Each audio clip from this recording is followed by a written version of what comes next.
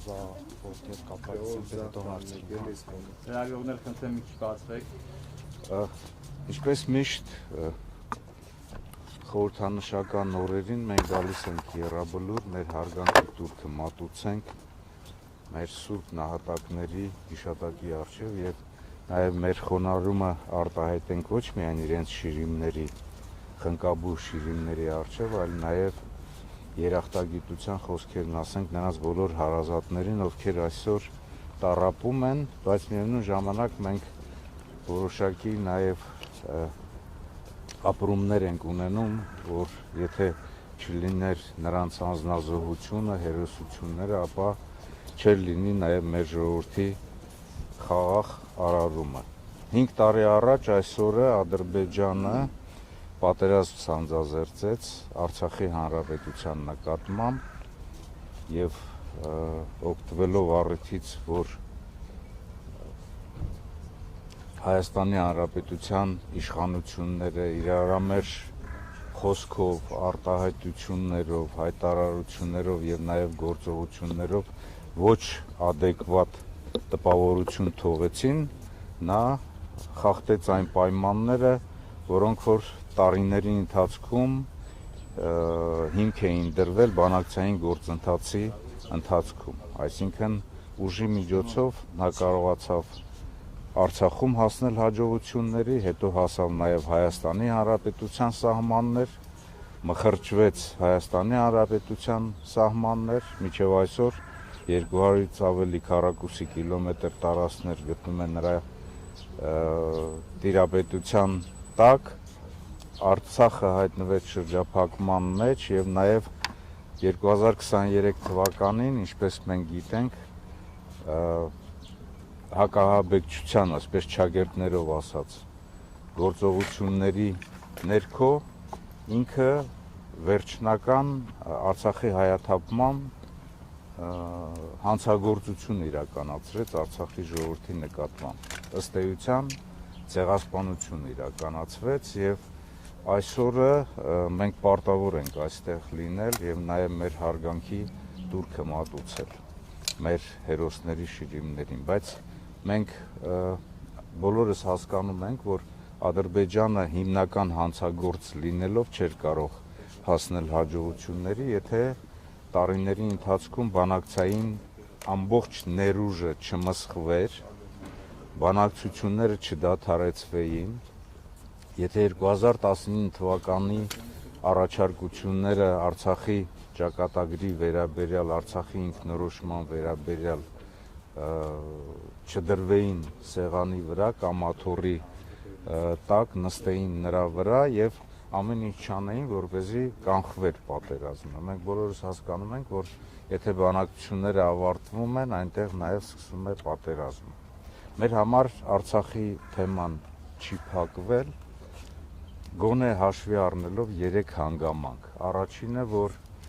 այս գործողություններով, հանցագործ գործողություններով Ադրբեջանը հակամարտությունը ավելի է սրել, հակամարտությունը չի ավարտվել եւ այս ցեղասպանության համար Ադրբեջանը միջազգային հարթակներում պետք է պատասխանատվություն կրի, դա է պատճառը նաեւ, որ Արցախի Հանրապետության իշխանությունների եւ նաեւ Վարդան Օսկանյանի գլխավորությամբ հանձնախումբ գոյություն ունի, որը համապատասխան աշխատանք է տանում միջազգային հարթակներում այդ ուղղությամբ։ Երկրորդը, կարծում եմ, որ Արցախի սուբյեկտայնությունը պետք է պահպանվի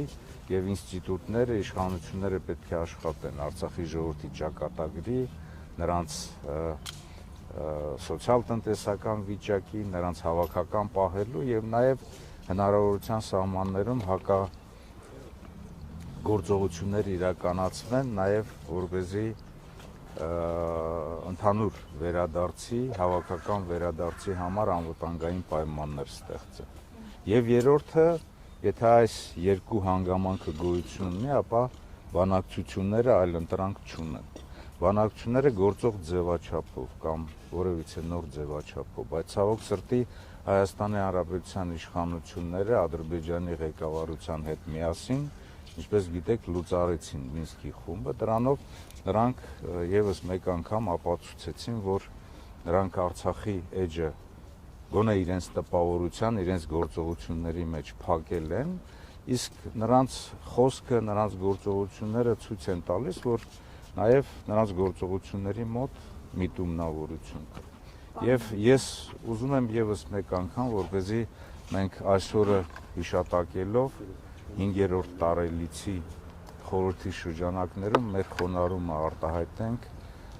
ոչ միայն Եռաբլուրում, այլ նաև Հայաստանի Հանրապետության եւ Արցախում մնացած բոլոր մեր հերոս նահատակների հիշատակի առջև։ Պարոն Օհանյան, պարտության հետ կապված տարբեր են պատճառները։ Նիկոլ Փաշինյանը ձեր օրոք պաշտպանության բանակի հրամանատար լինելու ձեր օրոք քննադատությունների տեղատարափ է հորդացել այս ընթացքում։ Օրինակ ասում 2016-ին, երբ որ ես ասուն ջոկատի հետ գնացի Մարտակերտ, 73 թվի ավտոմատ էին ինձ տվել, ասում է Սերժ Սարգսյանը 43 միլիոնի մետաղի ջարդոն է ձեռք բերել, այդ զենքերը ընդհանրապես բանի պիտանի չեն, ոչ մի ձև չեն կարող օգտագործել, իսկ հետո իրենք հայտարարեցին, որ մենք վերջ ենք դրել 80-ականների զենքերի օգտագործմանը։ Մի հատ պարզություն կմտցնեք, ձեր օրոք ձեռք բերված զենքը իսկապես այդպես ջարդոն է եղել։ Տեսեք, Հայաստանի Հանրապետության եւ Արցախի Հանրապետության անկախության եւ ինքնորոշման սկզբնական փուլում ձևավորվեց հայկական բանակը եւ նաեւ Արցախի Հանրապետության պաշտպանության բանակը։ Հասկանալի է, չէ՞, մեր ժողովուրդը գիտակցում է, որ այն զրոյից է սկսել ստեղծվել եւ կառուցվածքային, կազմհաստիկային առումով եւ նաեւ համակողմանի ապահովման խնդիրներ իրականացնելով, որոնց մեջ է եղել նաև սպառազինության ձեռքբերումը։ Եվ սպառազինությունը ի սկզբանե ձեռք է բերվել Հայաստանի Հանրապետության տարածքում գոյություն ունեցող Խորհրդային Միության զորամասերից մնացած, Արցախի Հանրապետությունում Խորհրդային Միության մնացած սպառազինությունից եւ նաեւ հայ-ռուսական եւ նաեւ հապկի շրջանակներում երկկողմ հարաբերություններում սպառազինության եւ ռազմական տեխնիկայի զարգացման շրջանակներում եւ այդ առումով այնտեղ մենք ունեցել ենք սպառազինություն տարբեր տարեթվերի, ընդ որում այսօր էլ սպառազինություն գոյություն ունի, որոնք որ 45 թվականի են, բայց այսօր նորից վերարտադրվում են եւ հոյակապ աշխատում են, հոյակապ գործում են։ Շատ հեշտ է Արցախյան առաջի պատերազմին չմասնակցել, բայց հետագայում նաև քննադատել։ Ի տարբերություն Նիկոլ Փաշինյանի, որ ինքը առաջին Արցախյան պատերազմի ժամանակ բանակ չի գնացել, չի մասնակցել պատերազմի, ի տարբերություն դրա, ուրեմն Հայաստանի Հանրապետության եւ Արցախի Հանրապետության տարբեր բարձրագույն ուսումնական հաստատություններից թողնելով իրենց ուսումը, կիսատ թողնելով, ջոկատներ եւ ստորաբաժանումներ են կազմվել եւ գնացել են Արցախին օգնություն ցուցաբերելու։ Սա մեկ եւ երկրորդը Հայաստանի Հանրապետության զինված ուժերը եւ Արցախի պաշտպանության բանակը իրենց կառուցվածքով, համալրվածությամբ, համակողմանի ապահովմամբ, ինժեներական կառույցների տարիների ընթացքում ձևավորմամբ ունեցել են այնպիսի մի իրավիճակ, որ ի վիճակի էին այս պատերազմում հասնել հաջողությունների կամ եթե նույնիսկ չհաղթել, ապա իրենց առջև դրված խնդիրը պաշտպանությունում իրականացնել։ Մանավանդ այն հատվածում, նորից եմ կրկնում, մանավանդ այն հատվածում, որտեղ որ հակառակորդը կարողացել է այսպես մեկ ճանապարհով, մեկ արահետով մխրճվել եւ հասնել մինչեւ Շուշի եւ Հայաստանի Հանրապետության սահմաններ։ Այսինքն լեռնանտառային պայմանները Հադրութում, ջրականի շրջանում հնարավորություն են ունեցել հակառակորդին կանգնեցնել եւ կարծում եմ, որ հակառակորդը ինքն է զարմացել, թե ինչպես է կարողացել այդ օրերի ընթացքում հասնել իմ ասած նշված կետերը։ Եվ եթե խոսքը գնում է նրան, որ փորձում են բանակի վրա բարթել ամեն ինչ, ես պետք է կրկնեմ իմ նորից այն խոսքը, որ մի քանի անգամ ասել եմ։ Արցախի պաշտպանության բանակը, որը որ ձևավորվել է բացառապես ի սկզբանե Արցախի հենքի վրա, Արցախի ներուժի վրա եւ Հայաստանի Հանրապետության կամավորական շարժման աջակցության շնորհիվ ունեցել է 283 կիլոմետր պաշտպանության գոտի, այսինքն ճակատով 283 կիլոմետր է եղել, սկսած Արաքս գետից մինչև Սոտք, Վարդենիսի հատված։ Այդ 283 կետից 83 կիլոմետրից 265-ը ինքը պահել է մինչև վերջ, մինչև հոկտեմբերի 27-ը, մեկ ամիս։ Այդ 20 քանի կիլոմետր հատվածում է աջ թևում, որ եղել է մխրճում եւ հակառակորդը ուղիղ գծով, եթե աջ թևը Արաքսի ափը վերցնենք որպես ելման կետ, այդտեղից 52 կիլոմետր մինչև ուղիղ գծով Շուշի, 65 կիլոմետր մինչև Բերդաձորի ենթաշրջան Արցախի, 92 կիլոմետր մինչև Սև Լիճ եւ 80-85 կիլոմետր մինչև Գորիս, Կապան եւ Մեղրի։ Հակառակորդը կարողացել է մխրճվել, շարժվել առաջ եւ ծավալվել այն հատվածով, որի պատասխանատուն ձեր ասած անձնավորությունն է, որ ինքը թող դրա համար պատասխան տա։ Երկու բանի համար ինքը պետք է պատասխան տա։ Ինչու այնպես ստացվեց, որ մերժվեց բանակցային ամբողջ գործընթացը եւ երկիրը մխրճվեց պատերազմի մեջ, կրկնում եմ Ալիևի խոսքերը, որ ինքը տեսել է, որ ոչ adekvat կառավարում է իրականացնում Հայաստանում, ոչ adekvat իշխանություններ են, որոնք որ մերժել են տարիների ընթացքում բանակցային գործընթացում բոլոր պայմանավորվածությունները եւ դա է հիմք հանդիսացել, որպեսզի ինքը պատերազմական գործողություններ սկսի։ Եվ երկրորդը, ինչու ինքը ոչինչ չարեց հակառակորդի գլխավոր հարվածի ուղղությամբ ուժերի վերախմբավորում, ուժերի մոբիլիզացիա, ամբողջ ազգի մոբիլիզացիա իրականացնի, հակառակորդի այդ մխրճման հատվածը, այդ ճեղքման հատվածը փակի, կանգնեցնի, որպեսզի բանակը կարողանա բոլոր հատվածներում իրենց արժև դրված խնդիրը իրականացնել։ Սա ուզում եմ, որպեսզի հայ ժողովուրդը գիտակցի եւ հասկանա։ Պարոն Օհանյան, նաև դուք եք այդ օրերին Արցախում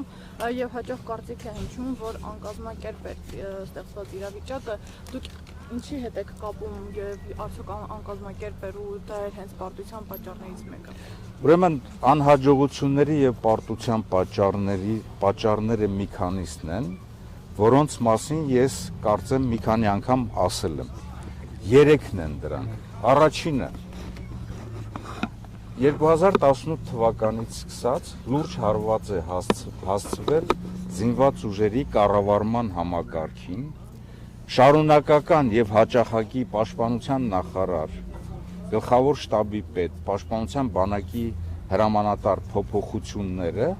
որոշակի ազդել են կառավարման համակարգի մարտական խնդիրների հստակ իմացության եւ լայնամասշտաբ այսպիսի գործողություններում հստակ գործելու եւ հաջողություն հասնելու համար։ Ընդ որում նաեւ այդտեղ ես նշում եմ Գերագույն հրամանատարի դերակատարությունը, որը որ ինքը լինելով Արցախում այսօր ասում է, չէ՞, ինչ գործ ունեիք Արցախում, ինչ գործ ունեիք դու Արցախում կամ քո հարազատները, քո որդին, քո կինը ինչ գործ ունեին Արցախում այդ դեպքում։ Բայց եթե դու եղել ես Արցախում եւ քո ներկայությունը այնտեղ ոչինչ չի բերել, արդյունքը իմաստը գնալ Արցախ, եթե դու չես կարողացել մարտական գործողությունների ընթացքում ինչ որ քո ներկայության որպես Գերագույն հրամանատարի, որպես կառավարության ղեկավարի, որպես Հայաստանի իշխանության ղեկավարի, որը ստանձնել է Արցախի Հանրապետության